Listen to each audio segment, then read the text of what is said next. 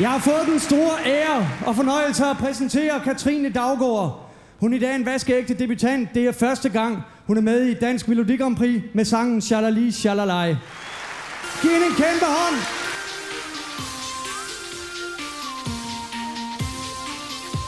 Hele tiden så tænker jeg bare, jeg skulle bare aldrig have sagt ja til at være med.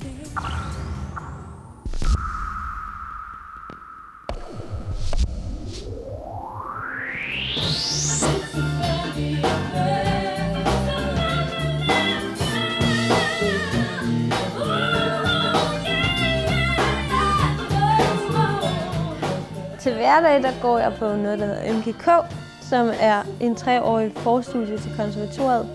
Og jeg går på andet år med hovedfag i sang. Og så har jeg et band ved siden af, som hedder Katrine og Disco-drengene. Det er sådan, jamen det er bare rigtig sjovt at spille med det.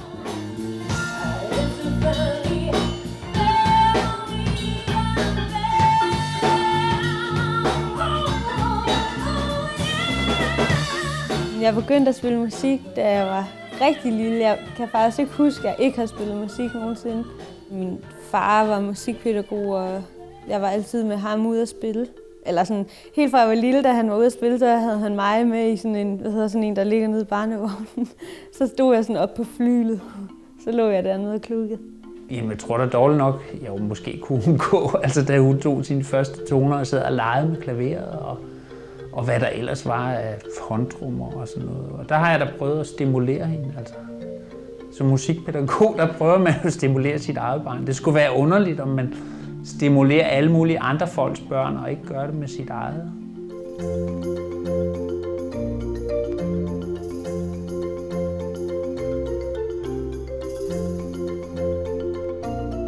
Jamen, det var noget musik, vi selv lavede. Sådan nogle børnesange, altså hvad musik bliver det, når man går i 2. og 3. klasse. Det handlede om... Vi lavede Se den lille kattekilling om til en anden melodi og sådan noget. Sådan lidt rocket version. Jeg vil lige få spillet den. Ja, fedt. Så sådan noget... Se den lille kattekilling, nej hvor er den sød. Den har fine hvide poter og en pels er blød. Og sådan. Så kørte det bare den måde. Altså det var sådan nogle børnemelodier jo. Og det var så også noget, Knud Daugaard han hjalp os med og sådan noget.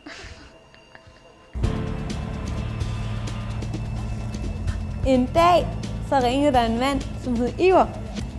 Og han fortalte, at han havde skrevet et nummer, og den var kommet med Melodi Grand Prix.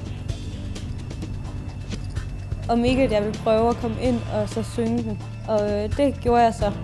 Og så blev han så enig i fællesskab med DR om, at det var jeg da meget god til. Og så blev det mig. Hver gang der kom Melodi Grand Prix, så var det helt store. Altså, så kom Katrine herover, og der blev købt slik ind og chips, og det var sådan den helt store aften, som om det var sådan en valgaften eller et eller andet. Og så sad vi bare sådan foran skærmen, og hver eneste gang, at de skulle op og synge, så gik vi altid op til fjernsynet og så sang med, som vi jo aldrig sådan havde hørt sangen. Vi stod bare, jeg synes bare, det var så godt. Det var virkelig det største af det største, det var Melodi Grand Prix.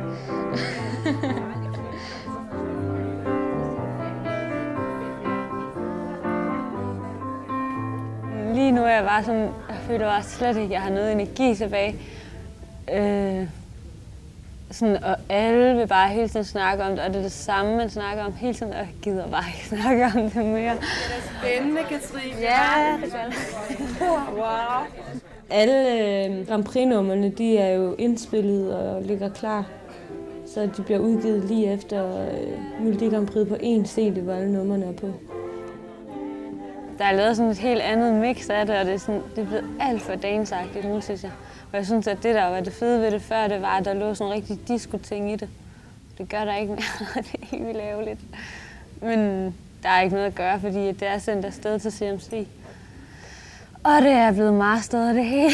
Og jeg synger falsk i første vers, og det kan ikke laves om. Og det er sådan rimelig irriteret over, at I var lige præcis har valgt det vers, når det er, jeg ikke synger rent i det. Er du blevet spurgt direkte, Katrine? Kan du godkende det her? Nej, det er jeg ikke. Overhovedet ikke. Men altså, det er også det, jeg bliver ikke rigtig spurgt om noget som helst. Vel? Jeg føler mig virkelig bare som sådan en påklædningsstykke. Hvis du ikke har noget at lave, så kan vi lige så godt. Synes du, folk de styrer for meget, altså i forhold til dig, som skal stå ligesom? Ja, det synes jeg sgu lidt. Især, eller det skal jeg ikke sidde og sige. Men jeg synes det er sådan lidt, sådan, gør det og eller sådan lige nu, synes jeg bare. Jeg har lige fået at vide, at jeg skulle starte derinde. Det skal du ikke. Det sagde hun, alle skulle. Ja, men nu siger jeg noget andet. 5, 6, 7, op!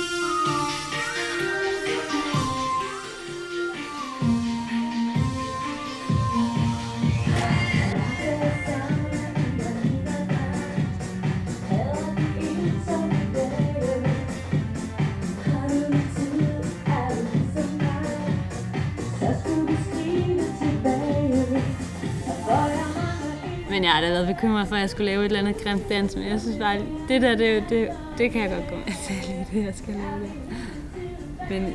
Men jeg gider ikke lave sådan noget rigtig rejehop eller sådan noget.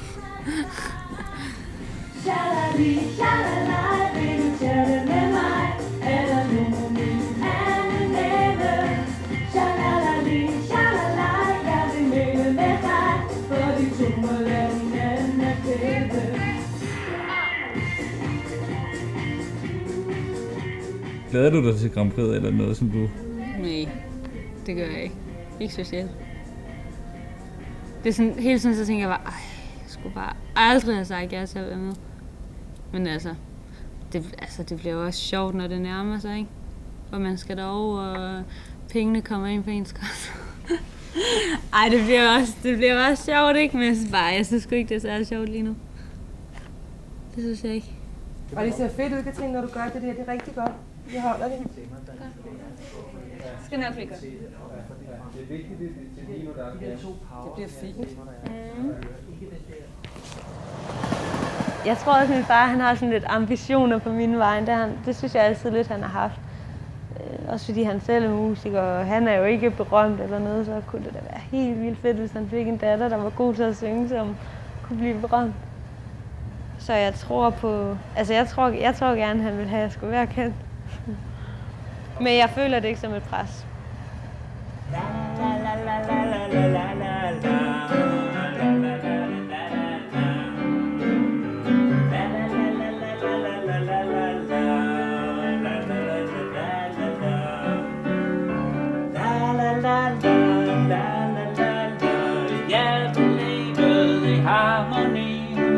Ja til lettet, ja til lyset, ja til mig, som jeg virkelig er. Jeg håber bare slet ikke, at folk de kommer til at kunne huske mig for det her nummer. Det er da ikke, Jamen, det håber jeg altså ikke, og sådan har jeg det. Så derfor så håber jeg ikke, at jeg vinder, fordi alle kan jo huske alle de vinder, der nogensinde har været. Bare se ham Kølekaj, der lavede noget lignende vores for nogle år siden, du. Han var jo til grin. Hvad så? Jamen, jeg gider ikke være sådan en, der er til grin. Og jeg gider heller ikke være kendt på sådan noget eller på sådan noget dance. Og det er ikke det, jeg sagde ja til at være med til i starten. Nej. Og derfor så gider jeg heller ikke at huske for det, altså. Altså, du skal da bare tage det her som et springbræt, Katrine. Du kan jo så mange andre ting, ikke? Samtidig så er det med til at modne dig. Altså alene det, du må finde ud af, hvad er kontrakter, hvad vil det sige at skrive under på den led og så videre. Altså, du kan da ikke undgå at lære en masse af det. Og det er da fint nok. Jeg kan virkelig ikke synge den lortesang, jeg bliver dårlig. Nej, men altså, sådan er den jo. Jeg synes, jeg synger den dårligt. Ligger den i en rigtig tonart? Nej. Det er jo også jo, sådan, det på en måde gør den ikke også. det er jo sådan noget, man i og for sig skal give sig lov til at eksperimentere Jamen, med det også. gør den også. Men det gør den bare ikke, når jeg skal synge. Sådan er jeg hele tiden, vel? Så er det helt vildt svært, at skal komme helt vildt højt op, uden at råbe. Ja. Og sådan, eller sådan, jamen jeg synes bare, den er sådan irriterende, det er helt vildt. Jeg synes, du skal skide på, hvordan han vil have den sunget, og så bare synge den, som du nu synes. Men det gør jeg også nu. Det er dig, det handler om det her, ikke? Og der har han ikke taget dig nok med på råd. Altså, der er grænser for, hvad kan han sidde og hive i. Ja. Op i røven. Hej. Har du set din profil? Ja. Må jeg prøve at se det? Hvad frygter mest, når jeg står på scenen? Er det med teksten? Ja, det gør jeg altså også. Tænk, hvis jeg kommer til at synge første vers 2 gange eller sådan noget. Det gør det ikke. Da vi var små, så Mark og Trine, vi fandt altid på... Altså, vi skulle altid optræde. Vi ville optræde for alle. Og der er aldrig nogen, der rigtig gad at se os fra vores familie og sådan noget. Stå og hoppe og danse. Men så måtte vi jo finde nogle andre. Hvor er det sødt, det der. Det skulle du altså passe på. Så måtte vi få pensionisterne til at at se på os. Og så gik vi rundt fra dør til dør og sagde, at klokken 2 her, der er der Melodi Grand Prix ude på legepladsen og sådan noget. Fordi så ville vi lege Melodi Grand Prix, og så tog vi sådan nogle stofrester, sådan nogle bitte små stofrester, og bandt sammen og hang det hen over et gyngestativ, for ligesom, det var forhænget ligesom på et teater. Sådan. Så gik det op, og så kom vi ud, og så sang vi siger hallo, hallo, og så alle de der pensionister og klar. Så er der bare 10 pensionister eller sådan noget, og kiggede på mig og Katrine, vi sang hallo, hallo. Ej, det var det der, det var sjovt. Ja. Min veninde Louise, hun betyder rigtig meget for mig, også i forbindelse med Grand Prix. Fordi hun er ligesom den der giver mig sådan positiv energi. Sådan med, ej hvor er det sjovt, Men sådan er det jo også tricket i Melodi Grand Prix-sangen og dansemusik, det er at synge så kedeligt du kan. Det kan jeg altså. Syng så kedeligt du kan, ja. Og så bliver det et hit. Ja. Hun er en meget stærk person. Altså, hun giver jo ikke op. Hvis hun først begynder på noget, så giver hun ikke op. Altså, så skal det laves færdigt. Altså, om hun så kan lide det eller ej, så skal det bare laves færdigt. Helt stille og roligt. Er det med? Ja. Og der er ikke nogen arm. Nej, okay. Fordi sagde du bare sige. Ja, det gjorde jeg nemlig, og det var rigtig Så tænker jeg bare, yes, baby. Og det bliver så også flot, når I skal genere. Prøv at høre, Lena og Karin, pas på, at det ikke bliver for stresset. Shalalali, shalala, jeg vil male med dig. Lad vi to lære hinanden at kende. Shalali, shalala, vil du chatte med mig? Er der nogen i den anden ende? Ingen arm, og så prøv Katrine, prøv at selv sige. For vi to må lære hinanden at kende. Jamen, der stod jo en lige der. Hun skal nok passe på dig. Ja. Nu får du lige 2 minutters pause. Jeg synes faktisk, det gik rigtig godt. Så jeg er ikke i dårlig humør. Så jeg synes, det var en god prøve, den her. Men hvad med Ivo? Du snakkede ikke mere omkring det der med, at du... Nej. Nej. Jeg synes, det ville være surt for ham, hvis han skulle have en sanger, som synes, at det egentlig var noget lort at synge. Altså, hvis han vidste, at jeg synes det, ikke? Jeg kunne godt tænke mig, at jeg var så sej, så jeg kunne sige det, ikke? Men det er jeg ikke. Jo, jeg kunne sikkert godt med mig op til at være det, men så ved jeg bare, at han ville blive sådan i dårlig humør og skuffet og sur og sådan. Altså, det tror jeg, at alle på holdet ville blive, ikke? Så synes jeg lige så godt, at jeg kan lade være, altså. Fordi jeg kan rigtig godt lide Ivo ellers. Også hans kone Iben, der jeg synes, de er rigtig søde. Så jeg føler mig ikke udnyttet overhovedet, for jeg har jo ikke sagt ja til noget, som jeg ikke selv har været med, eller sagt ja til. Altså, hvis jeg tænker på selve aftenen, også nu, når man sådan har set med dansen, og det, at der bliver sådan, hvor fanden er jeg henne nu? At der bliver sådan et show ud af det, ikke også? Så glæder jeg mig da også til det. For det bliver rigtig sjovt, når vi kommer til Herning, det gør det altså. At prøve det sådan et stort show, og bo på hotel og få mad, og så skal det andet sgu også nok komme, altså. Godmorgen, mine damer og herrer. Kæmpe er Well Connected to SAS. Velkommen ombord på det skønne Karup. Glæder mig til, at det er første gang, jeg skal flyve sammen med Morten.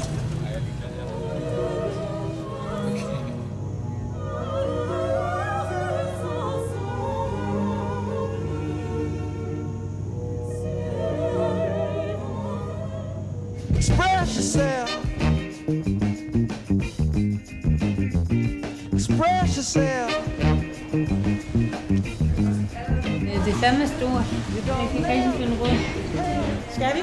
Der er lige et par minutter, så vi går i gang, så vi skal gå derind af.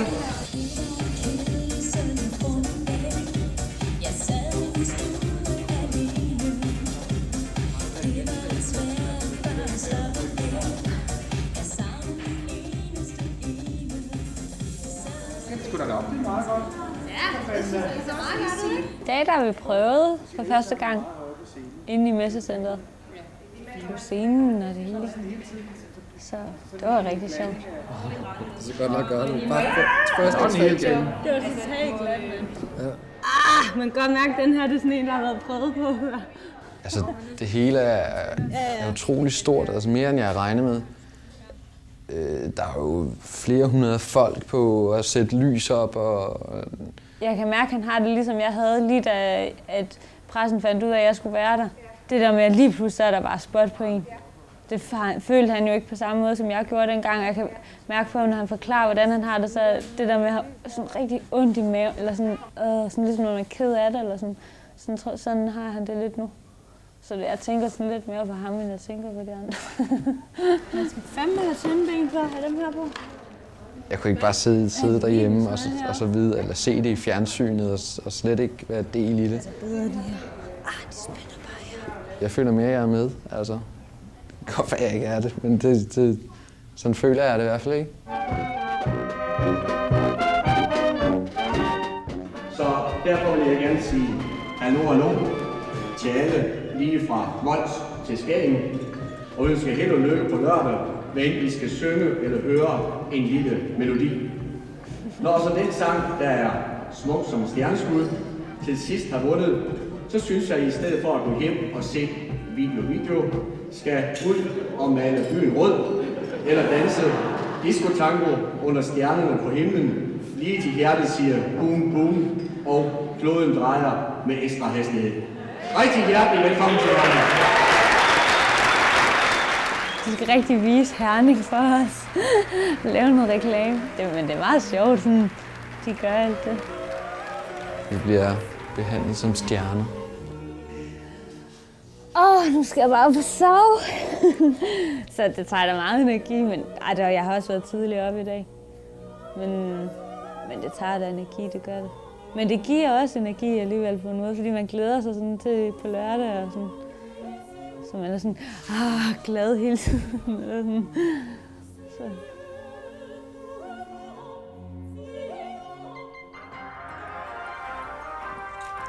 Hvordan har du sovet?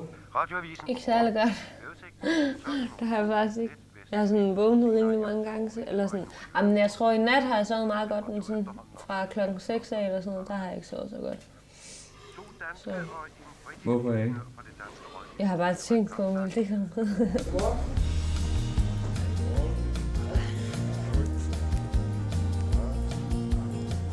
Min hals gider heller ikke helt, som jeg gider. Så. Har du ondt i halsen? Ja, jeg er sådan helt tør. Så. Men ikke forkølet eller sådan noget? Ja, jo lidt også. Så jeg tror bare, jeg skal prøve at finde mig en kop te et eller andet sted. Det er det bedste. Hvad er det bedste? Sminke og hår og sådan. Næste? Ja, næste. Det må meget gerne blive sådan noget meget 70'er makeup. Okay. Her for 2,5 uge siden eller sådan noget, der var du så meget irriteret over alt, hvad der havde med Melodi Grand Prix at gøre. Er det væk nu? Ja. Hvordan kan det være? Det ved jeg sgu ikke. Jeg synes faktisk, det ved jeg ikke. Jeg har lært at leve med det. Og jeg kan også godt lide nummeret, som jeg synger det live. Det kan jeg godt, men altså, det er jo mere CD'en, jeg ikke. Det er jo mere det, der fyldte så meget der. At jeg bare ikke synes, det var sjovt, fordi at det blev udgivet. Men synger du det meget anderledes nummeret, end der på CD'en? Ja, fordi jeg synger sådan meget sødt på CD'en, sådan helt. Og det gør jeg bare ikke, når det er live. Så synger jeg bare, uden at tænke på det. Og hvad siger Ivar til det så? Jamen, han sagde i går, han synes, at det var perfekt det hele, og ikke sådan noget, så det er jo fint nok. Du hejser dig lige lidt op. Ja. Så du synes, det er rart at arbejde sammen med ham? Ja, det synes jeg. Han er også rigtig sød, synes jeg. Og let at snakke med, det synes jeg bare. Det var sådan det, jeg havde frygtet mest. Det var sådan en eller anden, man bare ikke havde noget til fælles med. Eller. Men han er rigtig sød. Så det er sgu meget dejligt. You see a pair of laughing eyes, and suddenly you sigh inside. You're thinking nothing's wrong, you string along, boy, then snap. Men kan man sige, det er sådan mere en eller anden form så for forfængelighed eller angst for at tage sig dum ud, inden at man ved, hvordan tingene kommer til at se ud, som har gjort, at du har været bange for det? Ja, det er det nok. Ja. Jeg indrømmer det. Det er ikke flot. Det ser vildt fedt ud. Det synes jeg faktisk. Så flot har jeg lavet. Nå, hvor er du sød. Skide godt. Når du har fået lavet hår og tøj på, så vil jeg godt se dig igen, ikke? Jo, skide godt. Until your heart just goes whap.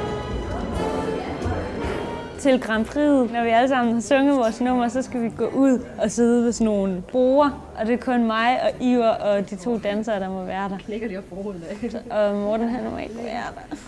Er du meget ked af, at han ikke må være der? Ja, jeg synes, det er rigtig, rigtig dårligt af dem, synes jeg også, der. Også hvis de er så bange for, at man ikke gør det godt nok, fordi man er ny, så kunne de da godt lade ham være der, altså. Også fordi jeg ikke er så gammel, og sådan, altså jeg er jo ikke så gammel, vel? Så, og det er der sådan store følelser og indtryk og sådan noget, der kommer, så synes jeg da godt, at de kunne have en eller anden, man er tryg ved dig. Men altså, no way. Jeg prøver at tage det roligt. Jeg prøver at se cool ud. Selvom det er alligevel svært, ikke? Men at bare støtte hende og altså få hende til at slappe af. Det ser fandme pænt ud til mit eget hår. Altså, man kan godt lige skimpe det endnu, men også det der ikke sidder. Ja. Jeg synes, det ville falde godt ind til. Det synes jeg også, det er rigtig flot. Rigtig flot. Spy on me, baby, you satellite. Every rep to see me move through the night.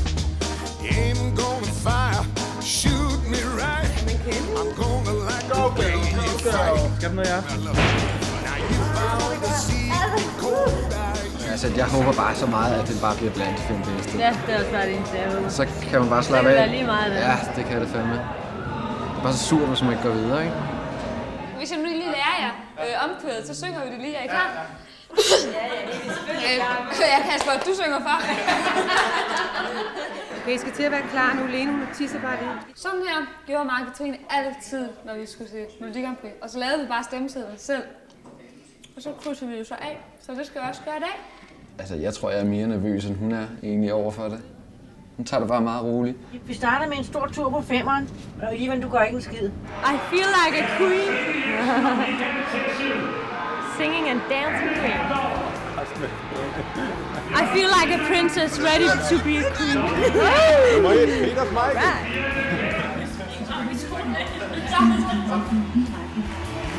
Mine damer og herrer, Danmarks Radio TV-underholdningsafdelingen præsenterer direkte fra Messecenter Herning. Gud, hvor er der mange mennesker, mand. 5.500. Hvad? Ej, hvor er det sindssygt, mand. Og her er Grand Prix-orkestret under ledelse af Sascha Dupont. Sascha Dupont. God aften, Herning! Jeg har fået den store fornøjelse at præsentere en vaskeægte Grand Prix-debutant, nemlig Katrine Daugaard, som synger sang nummer 3, Shalali Shalalai. Her kommer hun med sang nummer 3. Tag godt imod Katrine Daugaard, Shalali Shalalai!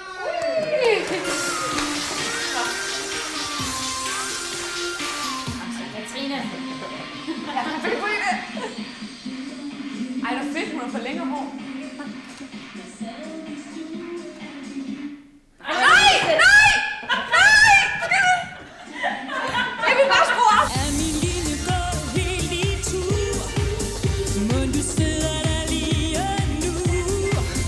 Det er som om du ikke er der mere. Så fortæl mig lige, hvad der sker. Woo! Jeg må sige, det med at lege for dit der. Det er fandme de værste 10 minutter, det her, mand. Jeg tror ikke, vi går videre. Du tror ikke, I går videre? Nej, det tror jeg ikke. Hvorfor ikke? Der var så mange gode sange. Og sådan noget... Ja, nej, det vil jeg ikke sige til dig, men der var nogen, som jeg ikke synes er særlig gode, som bare helt sikkert går videre, fordi Danmark har så dårlig smag nogle gange. Det var helt vildt. Et sug i maven, det gør jeg altså. Det var så vildt. Det var rigtig flot, Katrine. Jeg tror ikke, vi går videre, Louise. Du går i hvert fald videre, det er helt sikkert. Ja, altså... Okay. 1, 2, 3 nu. Well. Hej. Hej. Nu er hun rigtig nervøs. Ja. Helt vildt. Hun er helt sikker på, at vi går videre, siger hun. Er det rigtigt? Ja. Fedt.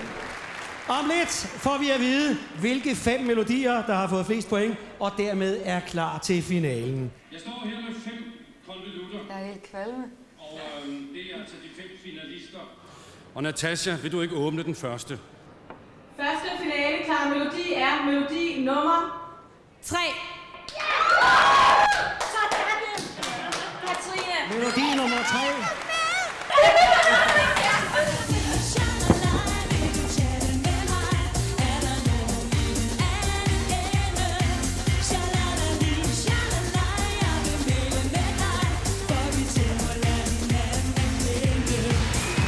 Nu skal vi til at finde vinderen af Dansk Melodi Grand Prix 2001. Louise har ret, hvad kan jeg sige? Michael Karø, er du der med nogle stemmer til os? Melodi nummer 3 har fået 4 point. Og vi skal til Sjælland. Melodi nummer 3, 10 point. Melodi nummer 3, 4 point. Nej, det kan fandme ikke være bekendt. Blev hun nummer 5? Og hun gik videre. Ja, det var 4 point. Det er ikke alle, der er 19 år, der lige gør det.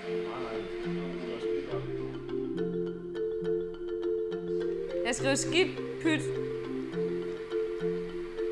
Vi skriver en sang og sender den ind og vinder en gang. Så en eller anden skal jo vinde. Nummer 5 er fint, altså vi gik videre. Nej, vi gik videre. Skål. Tillykke med din kæreste. Det er bare været med, ikke? Det var rigtig sjovt at være med, når jeg sådan tænker tilbage på det, og sådan, at i hvert fald, hvis jeg skulle gøre det hele om igen, så ville jeg være med igen. Og ja, men nu her at komme hjem, det er da også sådan, altså det er i hvert fald bare sådan lidt underligt. Det er svært sådan at sætte ord på, hvad det er. Det er bare sådan lidt underligt. Der har jo været så mange forskellige følelser i det hele tiden. Først var det sådan sjovt, fordi man vidste ikke rigtig, hvad det var, man gik ind til. Man vidste bare, det var Melodi Grand Prix. Så har der også været nogle ting, der ikke var så sjove. Som nok meget er kommet af, at man er bange for, hvordan det hele kommer til at ende. Eller hvordan man kommer til at se ud på tv'et, og om man bliver til grin, eller om folk synes, det er fedt. Og når man så kom til Herning, så var det hele bare totalt fedt, altså. Især selve lørdagen der, det var virkelig den bedste dag i hele mit liv. Det var helt vildt, altså. Rigtig sjovt. Nu er det slut. Det er forbi. Eventyr, som vi viste dig. Lige om lidt går vi hjem. Tak for nu, siger vi farvel.